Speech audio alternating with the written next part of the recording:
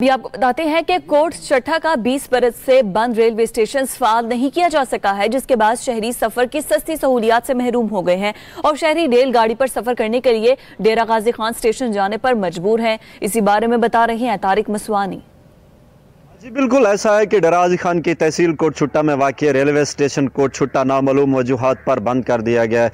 मैं आपको बताता चलूँ कि 20 साल का अरसा गुजर चुका है मगर रेलवे स्टेशन कोट छुट्टा को अभी तक बहाल नहीं किया गया, जिसके वजह जो कोट छुट्टा के शहरी हैं वो सस्ते किरायों पर सफरी सहूलियात से महरूम हो गए हैं। जब इस हवाले से हमारी शहरियों से बात हुई तो उनका कहना था कि आला इंतजामिया को हमने मुतअद्दिद बार इस हवाले से दरखास्तें भी गुजारी मगर उसके बावजूद भी रेलवे स्टेशन कोट छुट्टा को बहाल नहीं किया गया, जिससे हम सस्ते किरायों पर सफरी सहूलियात से महरूम हो गए हैं। रेलवे की सस्ती जो यहाँ से जो शहरी कोट छुट्टा के शहरी सस्ते किरायों पर सफ़र करते थे, इस हवाले से वो महरूम हो चुके हैं। रेलवे स्टेशन कोट छुट्टा को बंद कर दिया गया है, जबकि शहरियों का कहना था कि जब रेलवे के वफाकी वजीर शेख रशीद अहमद डेरा गाजी खान आए थे तो उनको इस हवाले से आगाह किया गया था। उन्होंने रेलवे स्टेशन कोट छुट्टा की बहाली के हवाले से यकीन दहानी तो कराई थी मगर उनका वादा भी अभी तक वफा नहीं हो सका। शहरियों का कहना था कि हम वज़ीर आला पंजाब और वज़ीर आज़म पाकिस्तान से मुतालबा करते हैं कि खुदारा रेलवे स्टेशन कोट छुट्टा को बहाल किया जाए ताकि यहाँ के जो शहरी हैं वो भी सस्ते किरायों पर